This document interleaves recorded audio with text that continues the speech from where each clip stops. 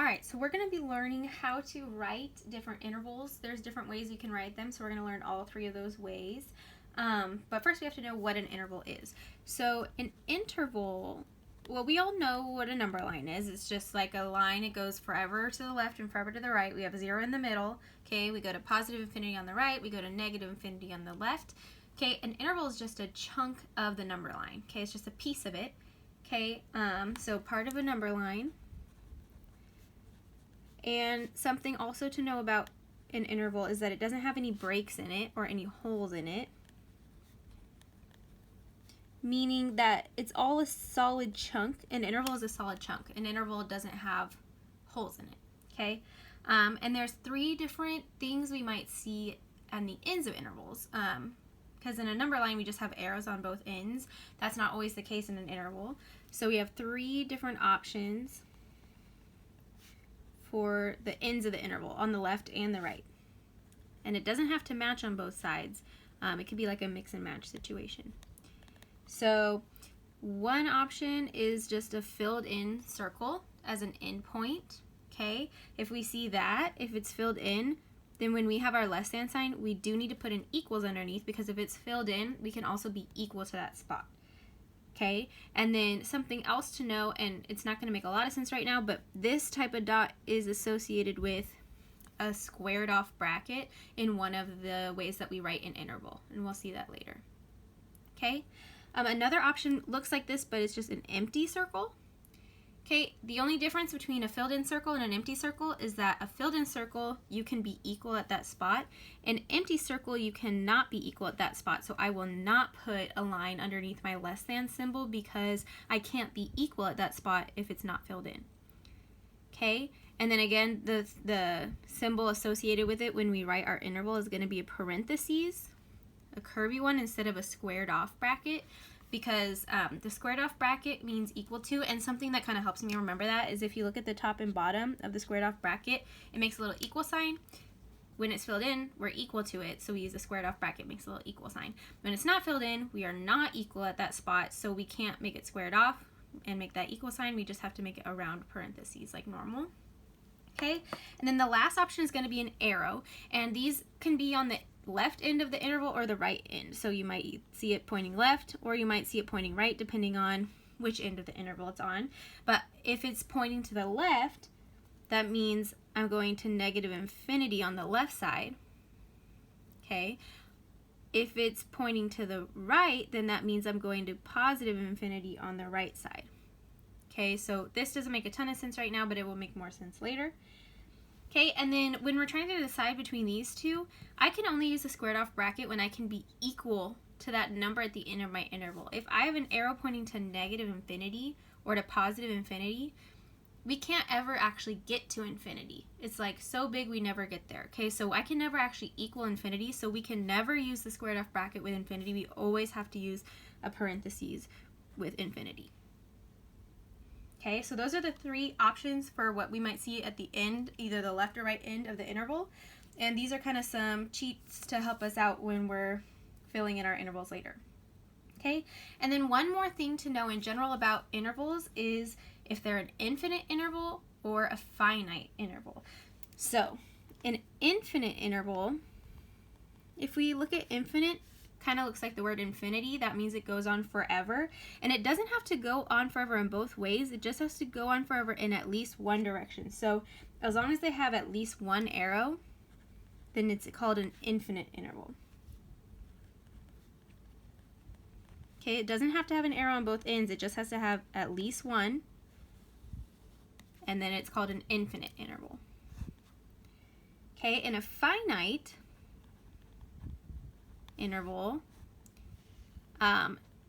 it stops. It has like an endpoint on the left and on the right, so it has no arrows at all. Okay, so if it has any arrows at all, it's infinite. If it has no arrows at all, then it's finite. Okay, and then one more rule with intervals is that we always write our intervals from the smallest number to the biggest number.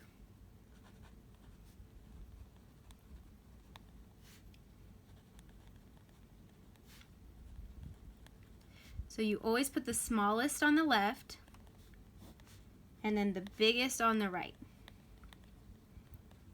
Okay, so if you're talking about your x values, you're always going to follow this format where you put the smallest over here and the biggest over here, or if you're talking about your y values, same thing, you just put a y in the middle. Okay, but our inequality symbols are always going to be facing that direction. They're always going to be a less than. Sometimes we might put in the equal to sign, but it's always going to be facing these directions because we're always going to write them smallest to biggest. So the smallest number goes here and the biggest number goes there. All right. So now we're going to do some examples of intervals. So when we get an example, the way that these problems are going to work is we're going to be given a picture of an interval, and then we have to write down the information about it. Okay, so we have to draw it in our notes since it's handwritten, but normally these pictures will be given to you. So like on the assignment, it's going to be given to you. You're not going to have to draw it. Okay, so an interval is on a number line, so I normally start with a number line, zeros in the middle, and then I'm going to put to 5 and to -5. On my number line. So this isn't the interval, this is just the base, this is my number line, so I can see what's going on the interval. Okay, and then my interval, I'm going to draw in orange just so we can see it a little bit better. It's normally just going to be like thicker black when you see it in the pictures on the assignment. So I have a filled in dot at -3 and a filled in dot at +2. And then the interval, remember, it doesn't have any holes in it, so I have to have the interval cover the whole space between my two endings.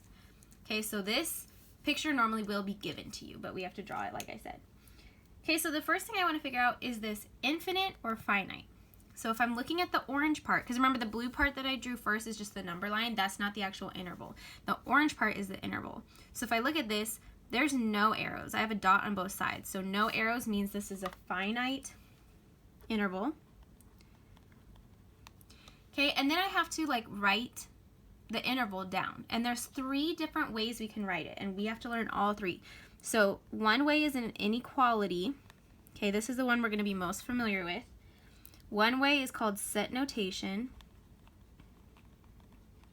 And one way is called interval notation. Okay, so all 3 of these are going to be describing the same picture. All 3 of these are just different ways to say what this orange line looks like. Okay, so all 3 of these mean the same thing, they just look different.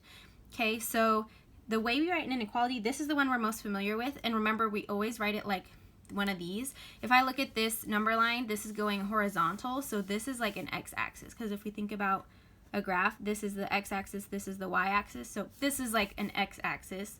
Okay, so I'm going to be using x for this, and I can always start an inequality like that, with my letter in the middle and my 2 less than signs, and then I can kind of fill in from there. So I start always smallest to biggest, so my smallest number that is on orange is -3, my biggest number is +2. So I like to fill in the numbers first, and then I go in and see if I need to put the little equal to sign underneath. So if I look at this dot, it's filled in. A filled in dot means I need the equal to sign underneath. So since that one's filled in, I put the equal to sign underneath. Okay, so this one goes with the -3 dot, and then to figure out this one, I have to look at the 2 dot. This one is also filled in, so I should also have an equal to sign there. Okay, so that's an inequality. We are familiar with these a little bit. We've seen these before. Set notation is basically just a fancier version of an inequality. So we put a little fancy parentheses, a little curly bracket. Okay, we put the letter that we're talking about. So we're talking about x here, and then we put a little line. So basically this says, I'm getting fancy, I'm about to talk about what's going on with x. And then after that, we just plug in exactly what we wrote for the inequality. So I'm just rewriting the inequality right here. And then I have to finish off my fanciness with a different curly bracket. Okay, these are kind of hard to draw for a lot of people. If you just draw like a wavy line, that's fine too. It doesn't have to be perfect. Okay, and then the last one is interval notation. This one looks the most different because we don't use these signs. We're only going to be using squared off brackets or parentheses. So you have to start with your smallest and biggest number first in this case. So I go from -3 to +2. So I'm going to do -3 comma +2. And then for each of these, I have to decide if it needs a square bracket or a parentheses. So I look, -3 is a filled in circle. filled in circles get a square bracket because we're equal. Okay, so I get a square bracket for that -3. Then I got to go back and do the same thing for that 2. So I look at the 2, that's also filled in, so I also need a squared off bracket for this one. Okay, so all 3 of these notations describe the exact same interval, that orange piece right there. It's just 3 different ways to write the same thing. Okay, so there's our first example. Let's try another one. So again, I'm going to start with just a number line as my base, and I'm going to do the same thing where I go from -5 to +5. So 0, 1, 2, 3, 4, 5. 1, 2, 3, 4, 5.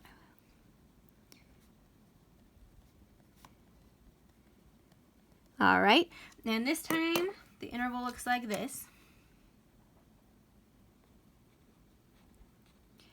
Okay, and again, you're normally not going to have to be drawing the interval. It's just because we're taking our notes in a notebook, that's why we have to draw it. Okay, but normally this picture is already given to you. Okay, so now I have to do the same stuff I did over here. So first I have to figure out finite or infinite. Well, I see an arrow right here in orange, so automatically if I have any arrows, it's infinite because it goes forever in at least one of the directions. So this is infinite. And then I can write this interval in 3 different ways. So I can write it as an inequality,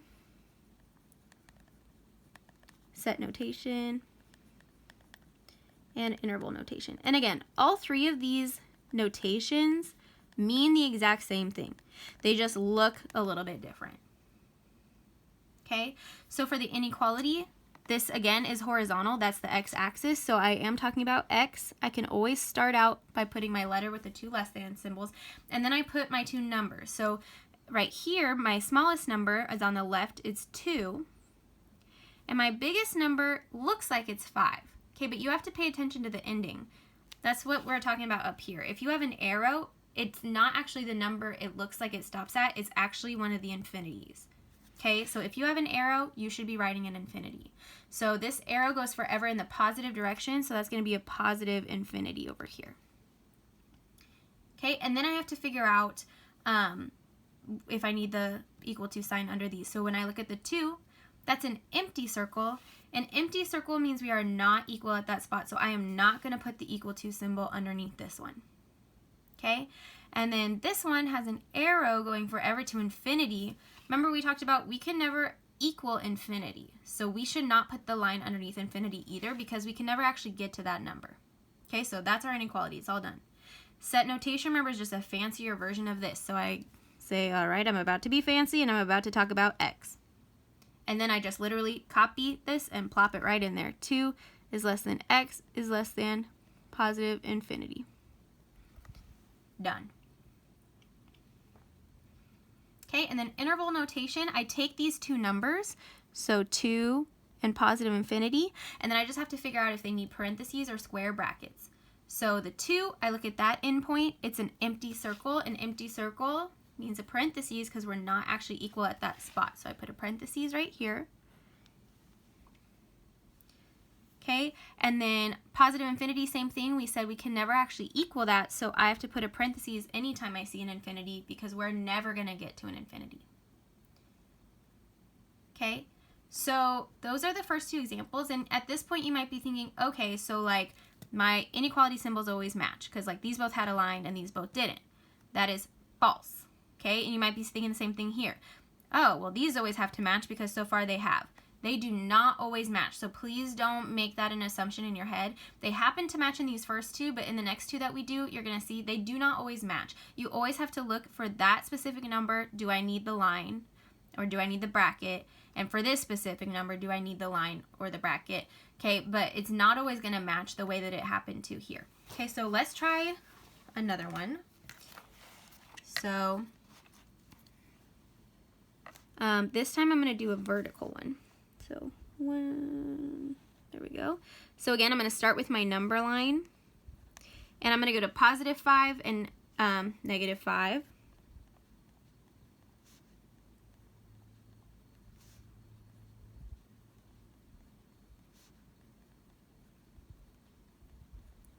Okay, and then my interval for this one, we're going to have a filled in circle at 2.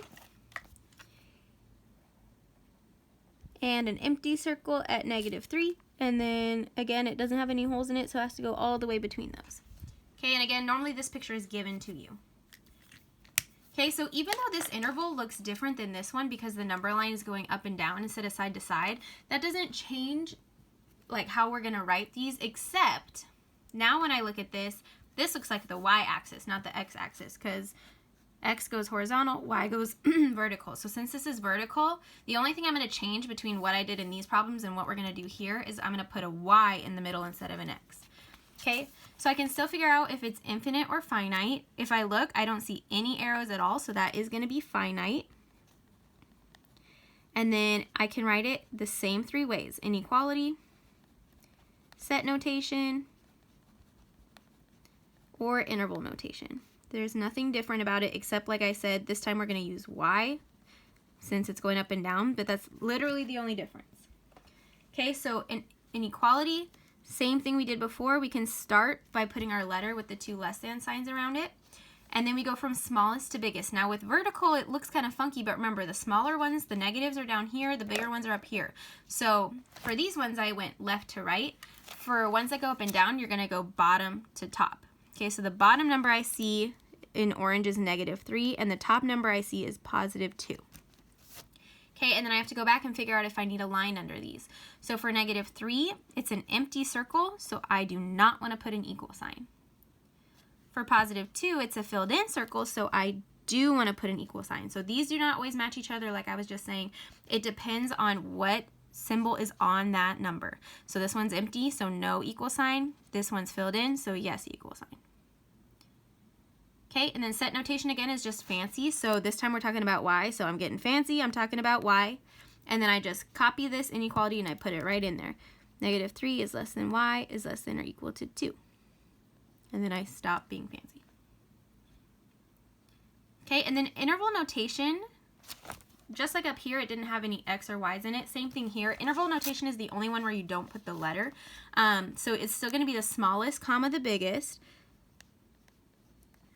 Okay, and then you just have to figure out parentheses or brackets. So -3 is empty, so I'm not equal to it, so I'm going to put a parentheses.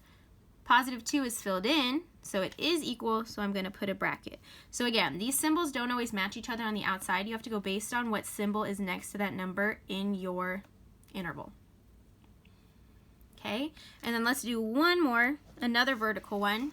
Okay, so again, I'm going to start with my number line. And I'm going to go -5 to +5.